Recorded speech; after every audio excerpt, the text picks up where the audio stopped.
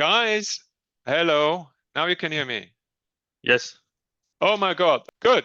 All right. Hi guys, my name is Oliver Bertschinger. Let me all welcome you very heartily to today's CEE-Swiss Impulse session, which, as you all know, it was created really to bring new know-how and spread it across our countries. And if I say our countries, I think of Switzerland and the 17 CE countries. And I'm very happy that we have 12 partner organizations that support this initiative.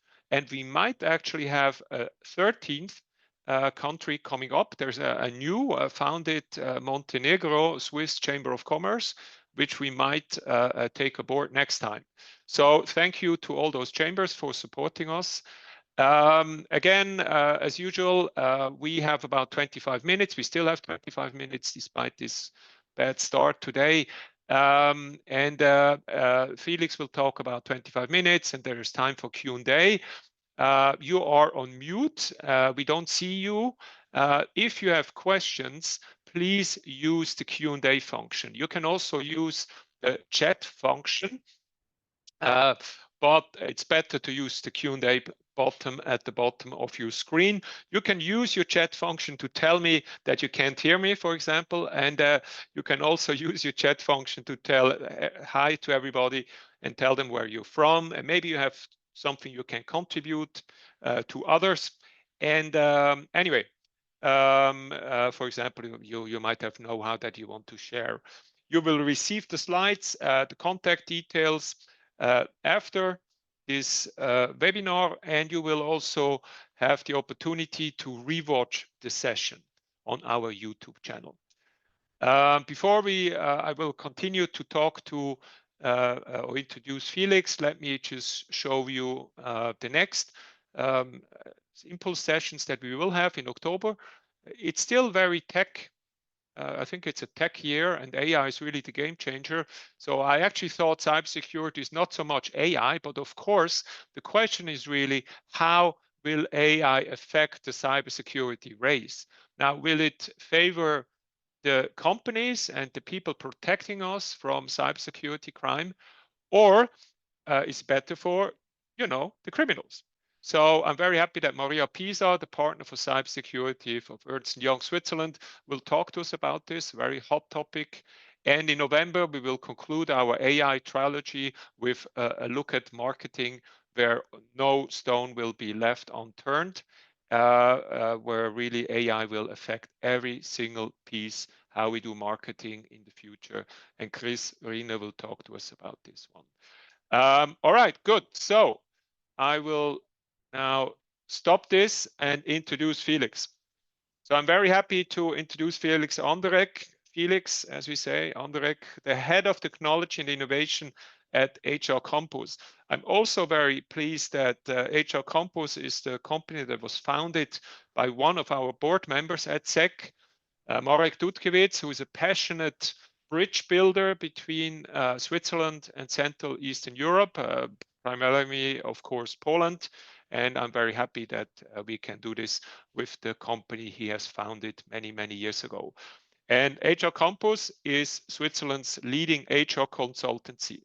Felix has about 11 years of experience in driving innovation in HR, in technology-based HR solutions and now AI-based HR solution, including the now successful development of own solutions like the AD Expense Intelligence and Sophie, your little HR friend. His expertise spans project management, SAP, ERP, and business processes with certifications in SAP, in ITIL, whatever that means. Felix, maybe you want to elaborate on that. Felix holds a master and bachelor in business information technology from the Zurich University of Applied Sciences and has contributed a lot recently to HR practices improved by technology. So Felix, we are very happy to have you. The floor is yours. Yeah, thank you very much for having me and thank you for attending the session. I will start to share my screen. Now everybody should be able to see my screen. Okay, perfect. So my presentation is about the AI momentum and to improve HR, the HR and employee experience together with HR, with AI. So at the moment, we are here. Everybody is talking about AI. Every company is trying to sell something with AI. There are a lot of funny ads everywhere, like coffee machines based on AI and stuff like that. But if it comes to HR and if it should be serious, then we have to have a look at it in detail. So for today, after this short intro, we will have a focus on 3 perspectives. First one is, where do we come from? What happened in the past years? Then what options do we have in HR? So what solutions are available? How do we implement AI? How can we use the advantage of AI? And then, of course, how do we get there? Or how do we know how to get there to use AI in HR? About a little bit more strategic focus before we start the Q&A session.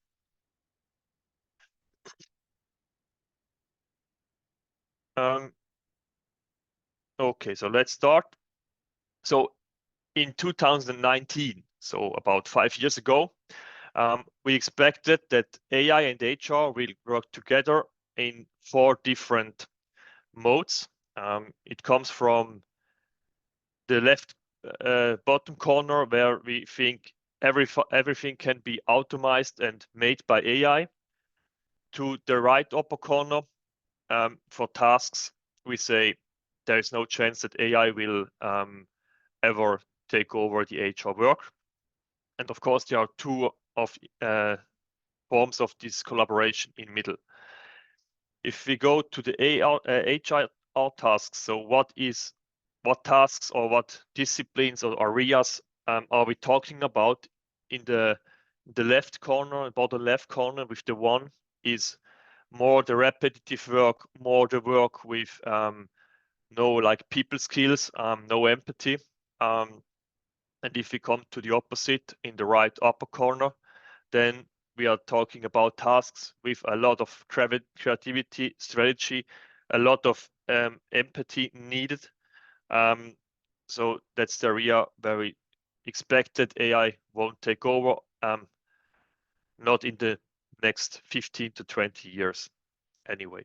So yeah, these are big plans, or these were big plans in 2019.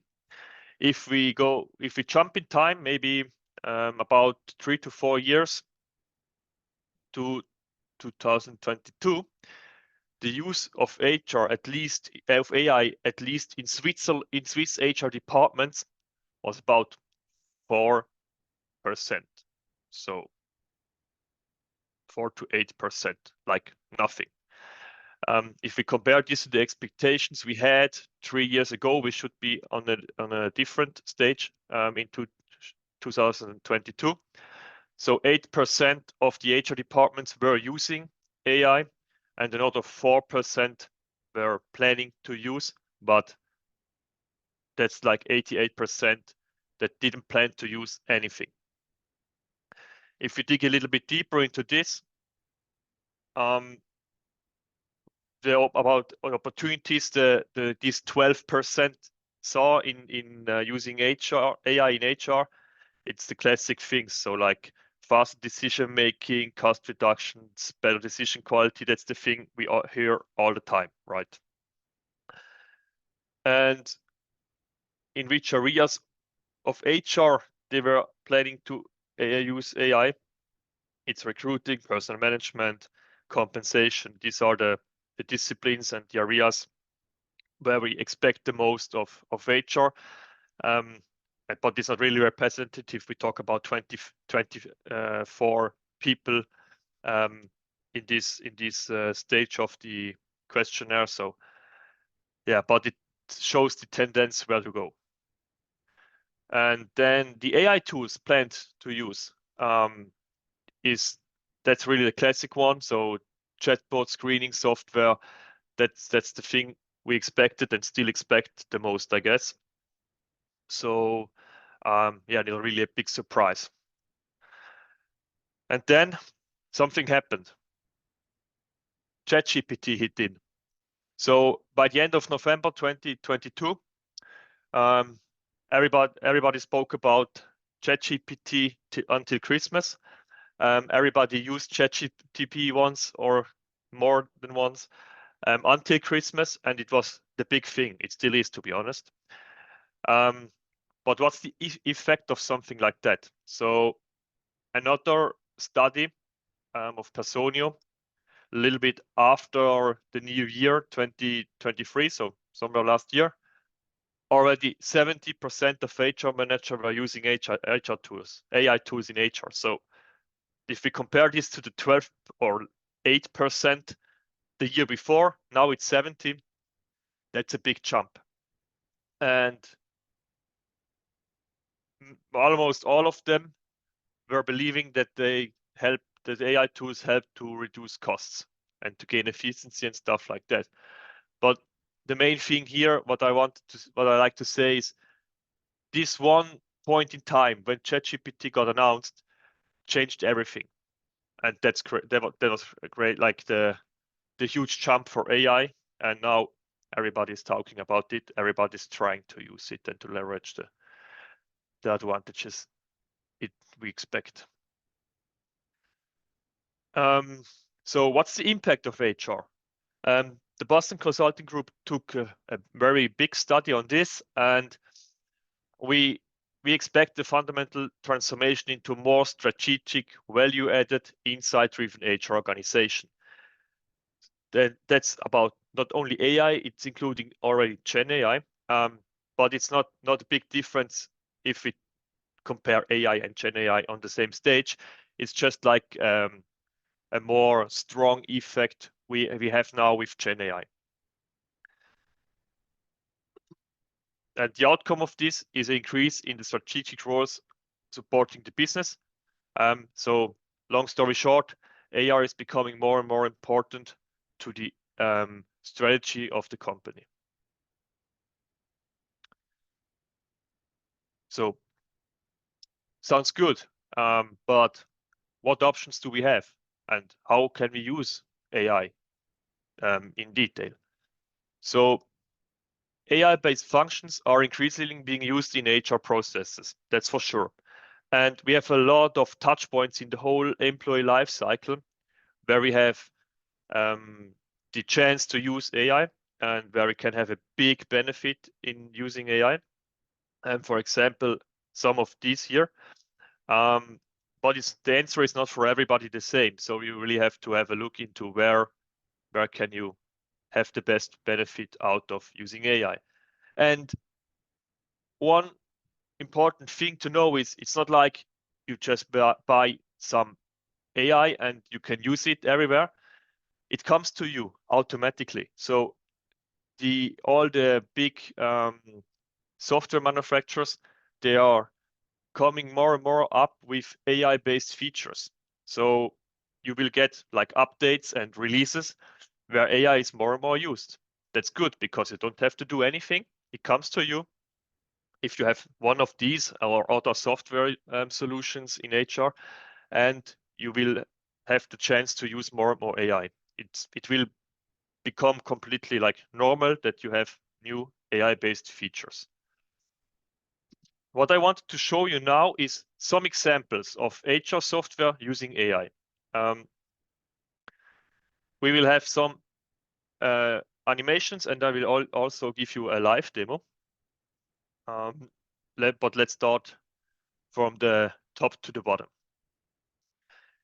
If we go to administration and payroll, we can use the classic chatbot thing, answering questions. We can answering questions all over the employee life cycle. We can answer them also not in HR related topics. With the use of a digital assistants, you have a lot of chances.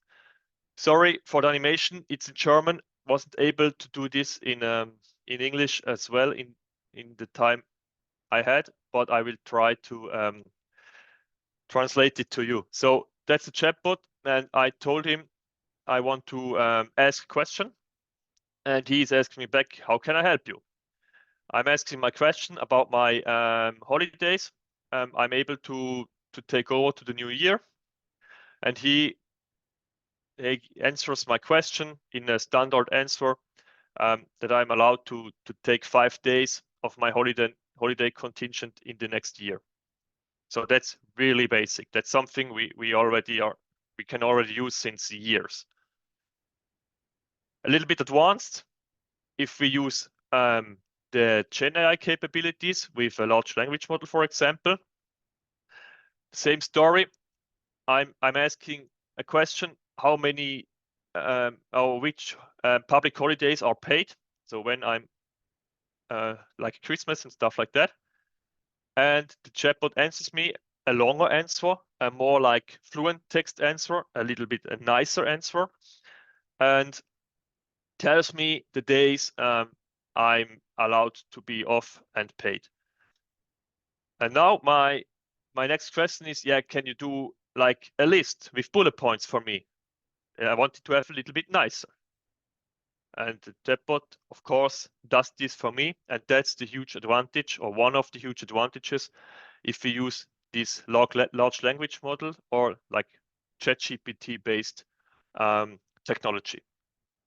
We have a lot of other advantages using such technologies. For example, it's able to translate everything out of the box.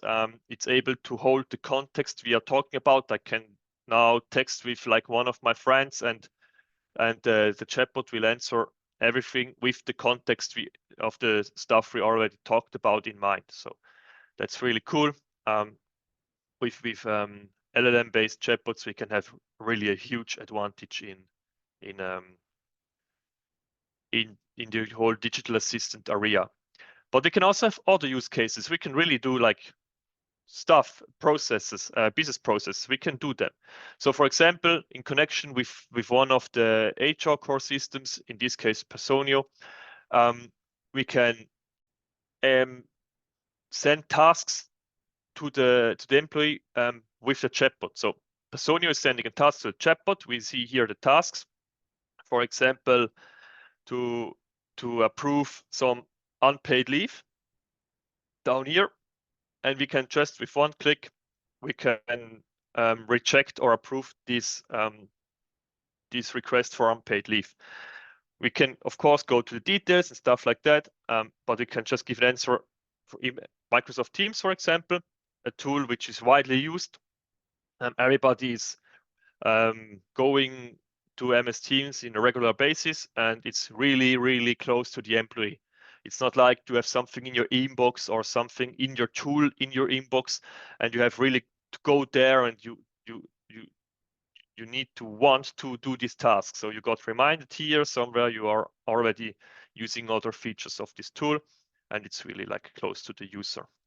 There are other options, for example, expense management. You can approve an expense report. So if some of the employees is sending me an expense report, it's the same story. I can accept or reject it, and my task is already done. Really nice, really simple, and really fast. But it's not only about chatbots. We have other options. For example, the interim certificates or work certificates. This now is more on a strategic level or perspective. If we take this process of an interim certificate, it's really easy to generate some flow text with GenAI, and you don't have to write everything by yourself. It's easy to implement, to be honest. You can see this on this list on the right side.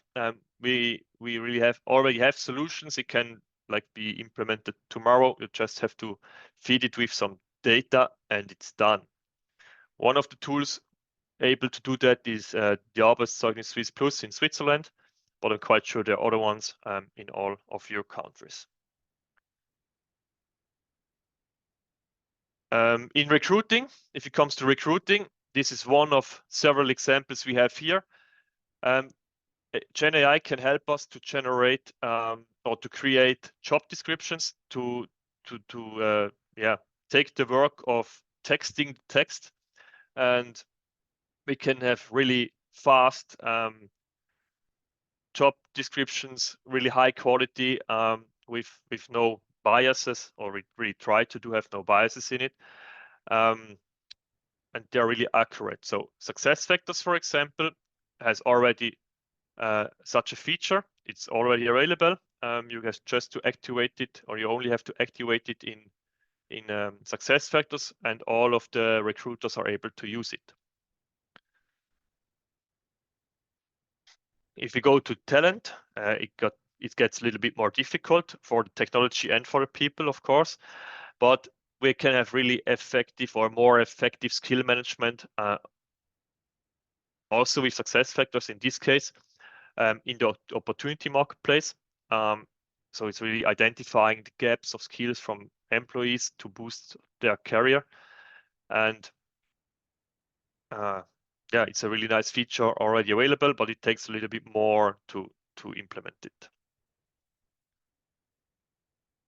Time and resource planning, also a very difficult area.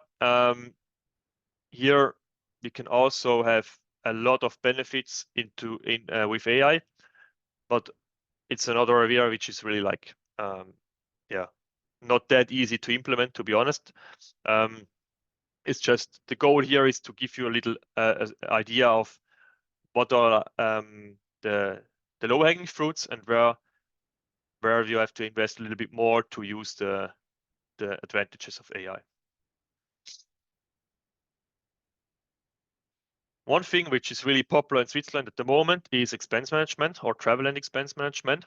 You can really automate the whole expense management process based on AI and some intelligent processes. So it's really a nice feature, also because all of the employees, or most of the employees, are involved in the process. You have a high visibility, and it's really nice if you implement a tool like this, especially when you come from paper-based processes or Excel-based processes. And this is the thing I want to show you in live real quick. So I opened the expense management application you just saw on the print screens. It's really basic web application. You have also native apps to take photos and stuff like that. And this is like an empty screen or empty mask of this. I just want to show you how you can take a picture of expense receipt and what is happening if you take this picture. So in this case, I'm at my notebook at the moment, so I don't use my mobile. So I take a picture. I use a picture I already took. I add it here, and now the expense receipt is getting uploaded. It's analyzed, and what's happening now? Everything is done. If we go a little bit more into the detail here, we have this picture with the receipt, and also the receipt from your ETF terminal, so the credit card machine. And the solution, sorry, that's because of test data. You can ignore the error here. The solution recognized a lot. For example, this receipt is about food and drinks. Okay. Then we had a credit card transaction already in the tool, so we matched this, and it's corresponding to a trip we did, and also the amount in the transaction currency, the tip I gave because of the difference between the receipt and the credit card terminal receipt, all of the VAT stuff, and like everything. So you don't have to do anything else. Your expense receipt is already here. You only have to submit it to your manager, for example, or to your finance department. And also this step is something you can totally automate with AI. So a really quick intro in what can AI do in expense management. Let's go back to the slides. So I think everybody knows how or has experience in managing expenses. And for the most of you, I'm quite sure it's a little bit a pain by the end of the month. And with tools like that, you can really have a better situation for your employees and everybody who has to send expenses. And now the big question is, how can we get there? What's important? And the answer of this is we really need a HR AI strategy. We really have to know, have a plan. Where is our biggest pain point? Where is the biggest potential we can leverage AI? And one big question in this process is always when it's the right time to start with that. And the bad answer is the right time to start introducing AI was yesterday, and that counts for every day. So the problem is we tend to overestimate the effect of a technology in a short run.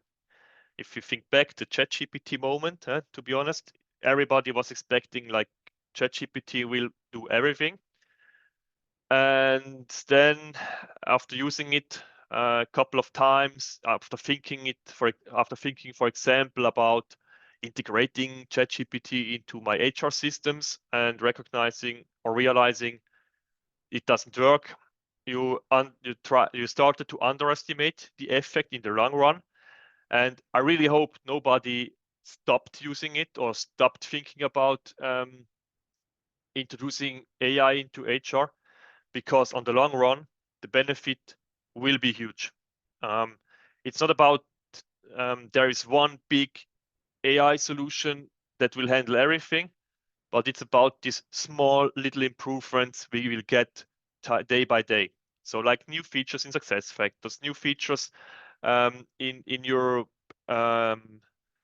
all tools you're using. Maybe you introduce something like the expense management solution in addition to your current setup to improve the employee experience and things like that. And these day by day small steps will give a huge effect in the long run. Talking about maybe 1 or 2 years already, you will really have a big effect. And if you're not doing these small steps or not willing to do these small steps, you will have, at the point in time, you will have a huge drawback to your competitors.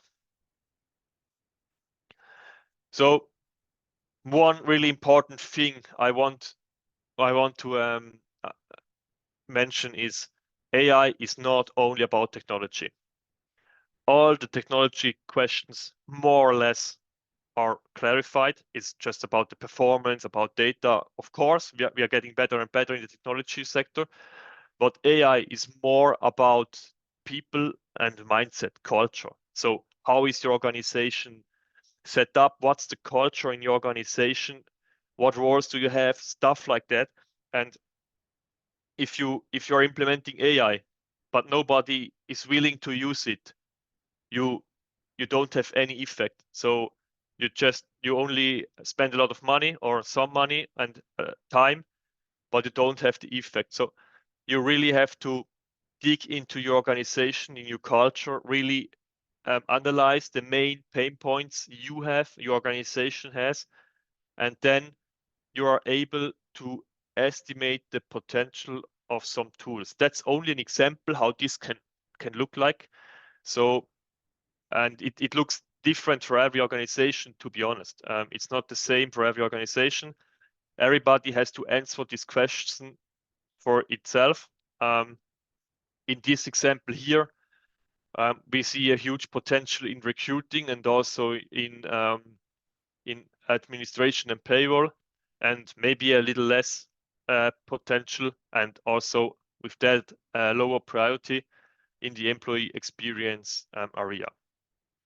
Just to give you an idea how this HR AI strategy can look like. And it's really important to have these perspectives, this area in mind when you think about what's the best to start with, or what's next we can do to use the potential of AI your organization.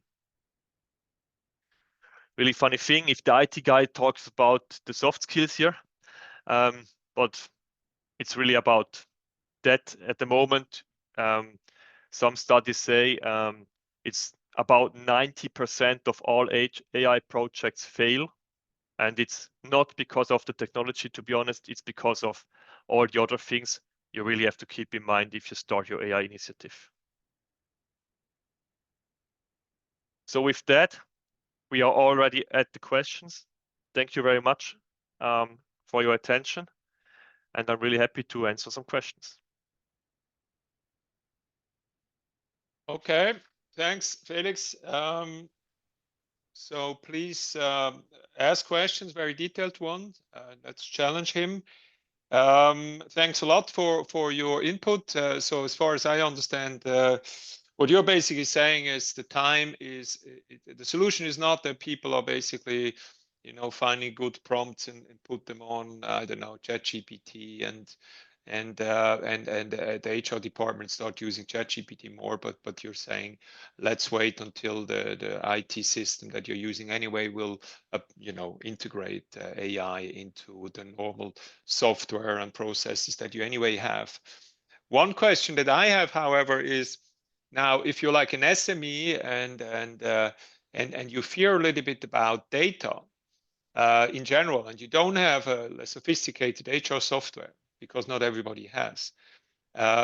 Where do you see this problem of, so you as an IT specialist as well, how can they secure data? Because of course, HR data is very sensitive.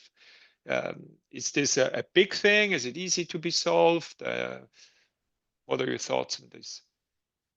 To be honest, it's always a big thing because it's a big risk. But I think it's not a difference between small and big companies because everybody has the same challenges.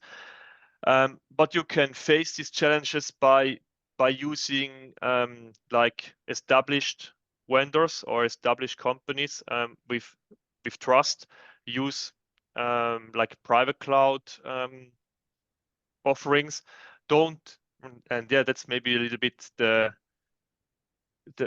thing. Do not use things like ChatGPT, to be honest. Go to more trusty alternatives like maybe Microsoft Copilot or something like Sophie I just showed you, because that's in a private area. Nobody is able to have a look on your data or what you are doing. And that's some of the things you can do to secure your data. But I think the challenge is not really, there's not a really difference in the challenge for SMEs and for the really big ones. Okay. Now, you also said, AI was foreseen to be not as good if it comes down to soft factors. Now, I remember one person of your company telling us about in another event that AI, for example, can be used to see in interviews if a person is lying.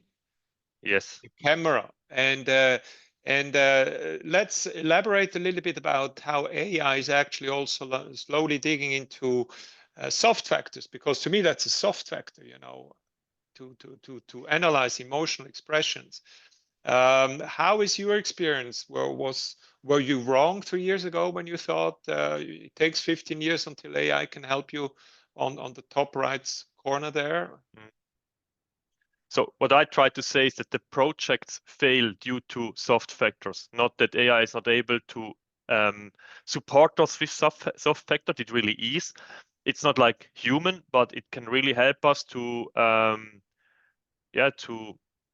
recognize maybe some face movements, and if the person is lying or not.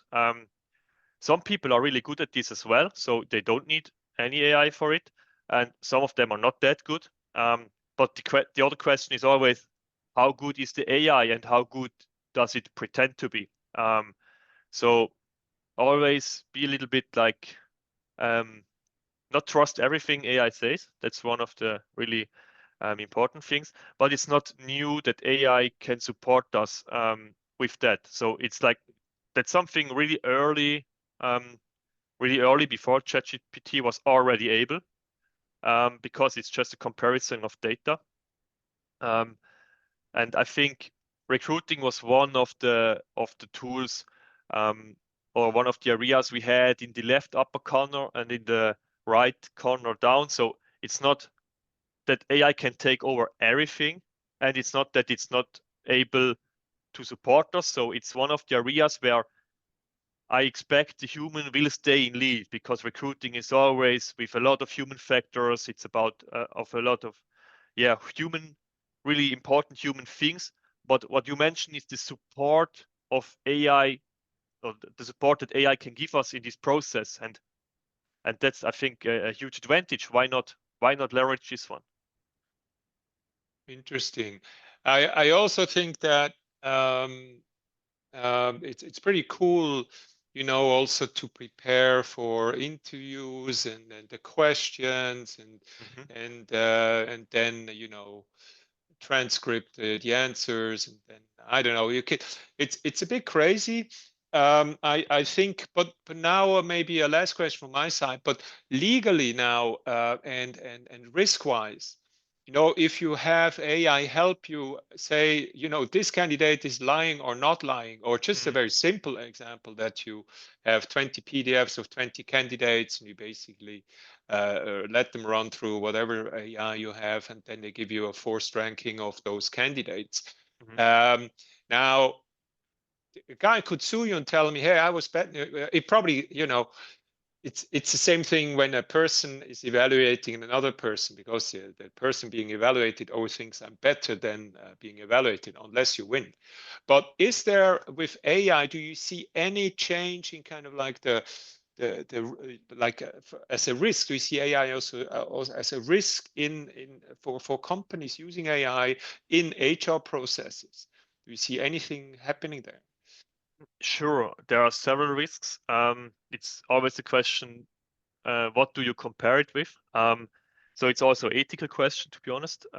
But if we take, let's say, recruiting and the evaluation of some CVs, if it comes to risk, I think one of the main risks is that you recruit too many of the same people.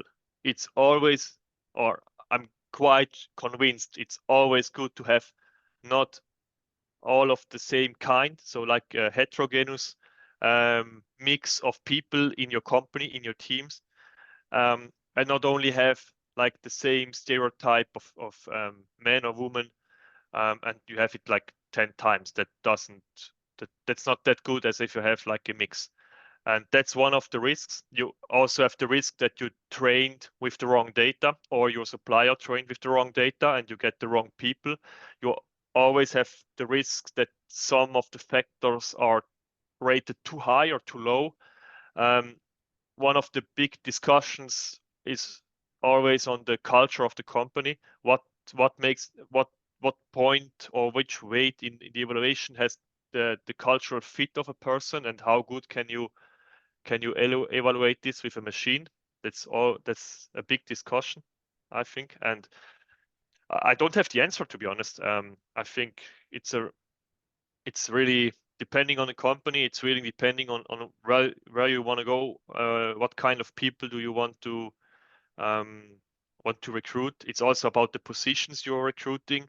Some of the positions are more like mass recruiting, and some of the positions are more like really specific, a lot of people skills, and maybe high educated and stuff like that. And there it's getting more and more difficult, in my opinion, to do accurate recruiting only based on AI. And the other, more the ethical question is always the biases.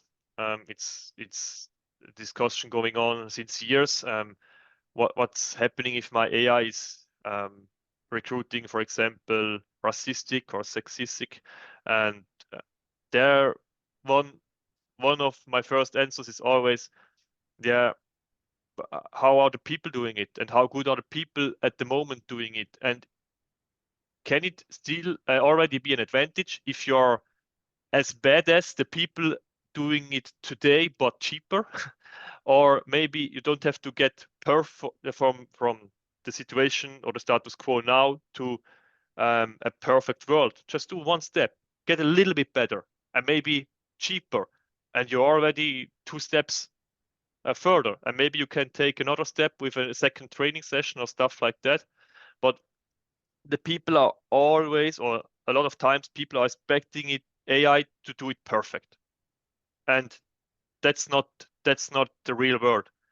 It's already good if we take it as bad as people are doing it today, but cheaper or faster or something like that. And then we can go step by step to the more perfect, but it will never be perfect, to be honest, to the more perfect situation. Okay, good. So Felix, we had like 3 minutes over. Oh. Well, which is my mistake, but I really wanted to also know that. So thanks everybody for listening in today. So we finish this here. Next time, as we said, it's going to be about cybersecurity. Please also, here's Felix. You can follow him on LinkedIn there. And it's going to be about cybersecurity in October. A big topic, I think, today. And now one last question, because everybody bye-bye. And I really have this one last question, because I once was a recruiter and worked in HR. And today everybody's talking about this skill-based recruiting. Everybody's complaining, you know, you want this and this and this. And if I might be the much better candidate, but I might not have this skill. And so it's I don't even know the exact term of that, but that we move from like you know 10 years of this and that you check it off, that you go more into the personality, you know, the cultural fit and all this kind of stuff. Do you think that AI is helping in that, or it's the same problem that people also have, this switch? Because everybody would say, you know, it's great if I have the right fit, I got the right person, and if the cultural fit and the right personality is much more important than kind of like the know-how and the skills and the experience, because they will learn. What do you think about that? I'm quite sure AI will be or is able to help us here, but it's not more. It's helping us. It can support us, and it's one of the cases you have to invest a lot or more than in other cases. So it's more of the high investing cases if you really want to benefit from AI in this area. Okay, good. So we look out for that. And so with that, Felix, thanks a lot for your insights here. HR Campus, thank you for doing this with us. And maybe my personal thought, I do believe that in HR, AI is going to be crazy effective in many ways. And let's find out that we do this in a, you know, in a good way. But it's happening now, and there is no reason that we wait to see. We need to think about how you're going to use AI in your corporate processes now or yesterday. Anyway, so Felix and everybody have a great day and a great lunch. And then Felix, I will contact you separately after this. So thanks a lot, and see you soon. Thank you. Bye-bye.